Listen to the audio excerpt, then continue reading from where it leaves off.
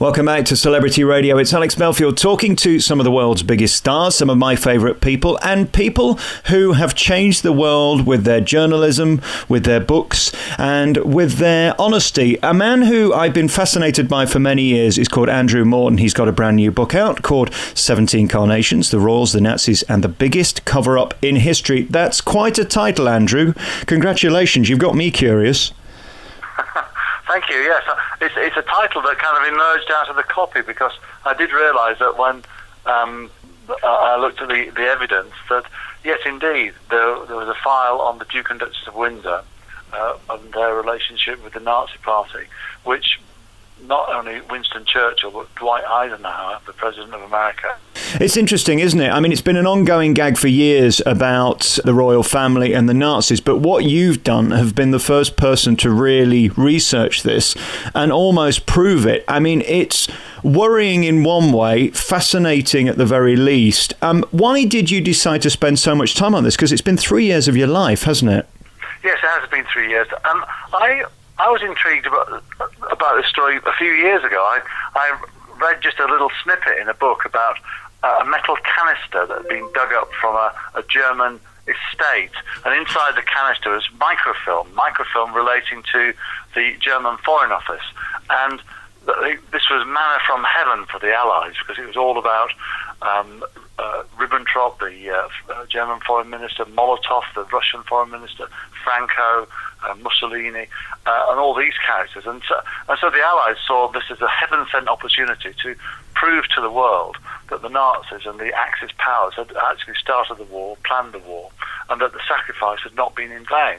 And yet, when they opened the file and dug a bit further, they discovered these documents relating to the Duke and Duchess of Windsor. And they were absolutely shocked by it because it showed that, certainly according to the German ambassadors to Lisbon and to Madrid, the Duke and Duchess had been in cahoots with the Nazis. He talked openly about going, if he'd been on the throne, the war had never happened. He talked openly about bombing of British cities to bring England into subjugation. But also he'd made sly and secret contact with the Nazis at a time when they were trying to plot to make Edward VIII the puppet king of England once they'd invaded. And this was an operation called Operation Willie. And yet the Duke, unbeknownst to the Duke, he was in contact with the Nazis anyway about looking after his homes in Paris and in the south of France. And more than that, he asked them to look after his possessions, especially their fine linen. Now, here was a man who, just a few years before, had been the head of Britain, of the apex of British society as king, but also he was extremely disloyal to his brother, not just to his country. He was, the King George VI. He was saying that he was very stupid, that the Queen, later the Queen Mother, was conniving. So he was extremely disloyal, and if this information had come out at the time in 1945, it would have put a bomb under Buckingham Palace.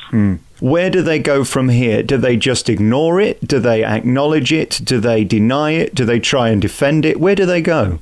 Well, King George VI did acknowledge it. He was very concerned about it, and remember, he'd fallen out with his brother over the abdication, and his brother didn't have any kind of status in Britain. He was effectively exiled, but at the same time, he was very concerned about the possible damage to the monarchy, and so was Churchill, and so were many other British politicians who knew about this, and there was a concerted campaign to destroy this file, but it was the Americans who said, well, hang on, this is history. This is a bit of history, and you've got to publish it at some point. And they spent 12 years trying to kick it into the long grass, as it were. And it was only after 12 years that it was published. Now, so it was published in 1957, but at the time, it was hedged around with all kinds of caveats. There was a new reign. Queen Elizabeth II was on the throne, our present Queen. The Duke of Windsor by then was a far more marginal figure, and he was just seen as a playboy prince flitting from Palm Beach to Paris to the south of France. So, and also it was couched in terms that he was the victim of Nazi machinations, that he was the victim of a Nazi plot. Well, not so much. He was quite active in considering their offer. They'd offered him a castle in the south of Spain. They'd offered him 50 million Swiss francs. So they'd even sent their chief spy master, a man called Walter Schellenberg, out of Lisbon to kidnap him and his wife, Wallis Simpson, and bring them to Spain, where they would await the moment when they could be made the new King and Queen of England. How has this been received in 2015 by the royal household and Buckingham Palace? Have they reacted yet? They've not reacted yet, but I think that they will see that this is something that's been touched on over the years by various people, but never analysed properly. Right. And this is what I've done. This is why I've spent years on this, going through all the documents which relate to it, and it does paint not a particularly edifying picture, quite frankly, of the British establishment, because they prevaricated, they tried to destroy the file, then they tried to delay the publication, and at the same time, George VI was sending his courtiers around Europe to pick up correspondence from Queen Victoria and from others, and obviously at the time saying to his courtiers, well, if you see anything about the Duke of Windsor, keep a weather eye out, because we need to keep that we need to bring that back to London for safekeeping. Do you know what's amazing about your story? It's almost like exactly the same thing as going on with the government right now and the paedophile rings and the BBC and Savile cover-up. I mean, this is the same sort of thing, isn't it? Where these people think they're bigger than the truth, they're bigger than society and can cover it up. Eventually you get caught out.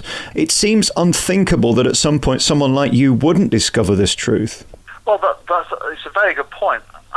I mean, this episode shows that instinctively the British establishment is deferential towards a monarchy. Instinctively, the British establishment goes for the blue pen to censor, whereas generally speaking, the Americans tend to go towards disclosure. In this case, there was a degree of collusion between both sides, and it was only the activities of a couple of feisty American academics that stopped these papers from being destroyed. And you're absolutely right. There has been a culture of secrecy in Britain that has led to what's gone on at the BBC, certainly what's gone on with Savile, and this kind of cosy old boys network worked very effectively at this time that I'm describing, because what happened at the palace when they got to hear about it? Well, they went to MI5 and MI6 and asked them what they thought. So, they went down to their clubs on Pall Mall and had a little quiet chat. It's extraordinary. The new book is out now. It's called 17 Carnations, The Royals, the Nazis, and the Biggest Cover-Up in History. When you read it, it's like fiction, but of course it's reality, and that's what's extraordinary about this story. It's the old saying, isn't it? You couldn't make this stuff up. No, you can't make it. And what really intrigued me, first of all, was this extraordinary discovery in the first place, how this Scottish librarian who worked at the Foreign Office, an extraordinary chap called Robert Curry Thompson, worked part-time as a missionary during the interwar years, and also as a king's messenger delivering packages around Europe, built up a network of people that he knew. And he just so happened he met Hitler's second-in-command as a translator, who had actually disobeyed orders from the Nazi high command, because they said destroy all the documents, because obviously in the dying days of the Second World War, they were trying to cover up their tracks. And these archivists, to their great credit and courage, because the SS were ordered to force them to destroy these documents, they'd hidden them. And this guy had actually made a microfilm of the most secret documents and hidden it in this tin. And I thought to myself, well, this is a great opening for a film. Incredible. And I'm sure it will be at some point, because it is almost unbelievable in places what you revealed. The final question on this is, were there points where you wondered whether this book would ever get published because you either A, couldn't prove or stand up what you'd found, or people tried to get in the way of the publication? My primary publisher is American, and in America there's freedom of expression. In Britain, not so much. We have draconian laws that stop you from doing all kinds of things. Fortunately, in terms of the law, most of the people involved in this whole saga are dead, so you can't legally libel the dead. It was more a question of justifying the title, because it was a massive cover-up. And I was astonished myself, because initially I was also looking at the work of Anthony Blunt. Now, Anthony Blunt was a Soviet spy and a member of what's known as the Cambridge spy ring. He was also a the surveyor of the King's pictures. He worked for George VI, and he was sent on an extraordinary mission himself to a castle in Germany to pick up these letters from Queen Victoria. And this has been a little escapade that has always been surrounded in intrigue, because many people have suspected that Blunt and his colleague, a man called Morshead, were sent there by George VI to pick up incriminating letters that the Duke of Windsor had sent to Hitler during the Second World War.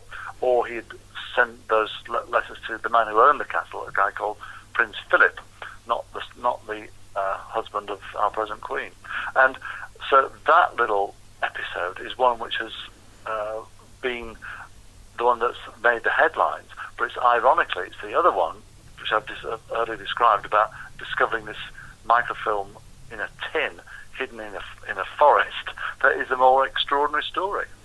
Well, you've done it again, Andrew. Another book that's got people talking and thinking. That's what you do. The Royals, the Nazis, and the biggest cover-up in history is available now with Michael Amara Books. It's available on Amazon and other places. I want to talk about you if we can, because there you are, a Dewsbury boy, just being a journo at the Mail and other places, doing what you do. And then you go to become one of the most prolific, one of the most respected, one of the most controversial writers in history. It's an amazing trajectory that you had, and the people that you've written about, probably most famously Diana. Did you ever think you'd become this, or did you think you'd just be one of those typewriter journos that's writing stories day in and day out for the newspapers? Well, I started off in journalism. I worked for what's called the Mirror Group training scheme down in the West Country, and then I worked as both a sub-editor and a reporter in Manchester and in London. And I was asked to become the royal correspondent of the newspaper I was working for, and I knew nothing about the royal family. I knew that you spent the spelling of Prince Philip, and that was about it. Yeah. And I found myself within a matter of weeks on a plane to the island of Mustique in the Caribbean, chasing Prince Andrew and a girl called Koo Stark, who was at the time billed as a soft porn actress. They'd gone under the married name of Mr. and Mrs. Cambridge. He'd just come back from the Falklands, as the hero of the Falklands War. Everybody thought they'd got married, and it was hysteria. And I realised that this was the most fun you could have with your clothes on. But at the same time, I wrote my first book then, Andrew the Playboy Prince, which was described by one newspaper as the worst book ever written. We'll let that one pass. But writing that book anyway gave me an appetite for actually writing longer form works, and I started writing royal books. I wrote the first story about Sarah Ferguson, her romance with Prince Andrew, and then subsequently wrote her biography, wrote various other royal books, and got quite familiar with the royal scene and started to build up a lot of contacts. And then in the mid-1980s I went freelance and started working for myself. It's certainly been an interesting year for Prince Andrew. Where does this leave him and his legacy in terms of the royal family and his position promoting the United Kingdom? Well, certainly Prince Andrew has had an awful lot of bad publicity. Certainly his relationships with some pretty unsavoury politicians, and also an unsavoury American who's the sex scandal surrounding him. I've no plans to write any books about them, but they're certainly worth a profile at the moment, because what's going on is fascinating. Do you think there are still shenanigans with the royal family? Have they learnt their lessons that you just can't get away with anything now, with social media, with email, with everything in a paper trail? You're so less likely to get away with it than you were before. You think they'd learn, wouldn't you? I think actually they get away with an awful lot, quite frankly. I think that it's something of a chimera to think that just because you've got Twitter, Instagram, and Facebook, that gives you access to the innermost thoughts and reaches of Buckingham Palace. In actual fact, I would argue that the royal family is more secretive today than it was before, because William and Harry and Kate have a pretty tight ship. William is very concerned about any publicity about him and his wife, and unlike previous generations, he will resort to the law to gag newspapers. So I would actually argue that unless they do something utterly ridiculous that comes out they largely get away with things, and they live a relatively private life away from the royal engagements that they undertake. I guess they are literally a law unto themselves, and that's what your new book is about. In terms of your body of work, which is the book you're most proud of? I mean, you've had some extraordinary successes. Obviously, we think of Tom Cruise and the Monica book, and Diana has to be your most famous. Which are you most proud of in terms of the legacy it will leave in history? Well, when I die and somebody writes my obituary, the first sentence will be Princess Diana's biographer. So obviously that's a book that stands head and shoulders above anything else I've ever written and will ever write, because it was an extraordinary, unique book that, with the active collaboration and cooperation of the subject, discussing things which had never been dealt with before. And you talked about, could the royal family get away with it? Well, they had been getting away with it for years, because everybody, until my book came out, believed in the fairy tale of Charles and Diana. In fact, that's what the world believed in, and I was like the character out of a Hans Christian Andersen story, saying, "Well, the emperor's got no clothes." So to that extent, that book is by far and away the book that I'm proudest of, because the actual mechanism of doing it was very complicated and needed a lot of thought. From what we've discussed in the last 20 minutes, it sounds perfectly feasible that in 20 years you could write another book about a current royal that appears to be happy that possibly isn't. I mean, is it still that much smoke and mirrors in the royal family that is possible? Well, let's just look at Catherine Middleton for a moment. She seems a very decent, pleasant girl, but she's been put into this extraordinary position as the future queen, as a commoner, parents, decent, middle class people from the green acres of Berkshire. What do we really know about the inner workings of her heart, her head, the calculations that she's had to undertake, going from St Andrews University to the place that she occupies now? What role of her mother, Carol, her father? What discussions have taken place behind closed doors? What rows and so on? I'm sure there's an awful lot there that we know nothing about, because they've all remained extremely tight-lipped. Your description sounds reminiscent of a young Diana, doesn't it? Well, exactly. Because she's gone through the same trajectory.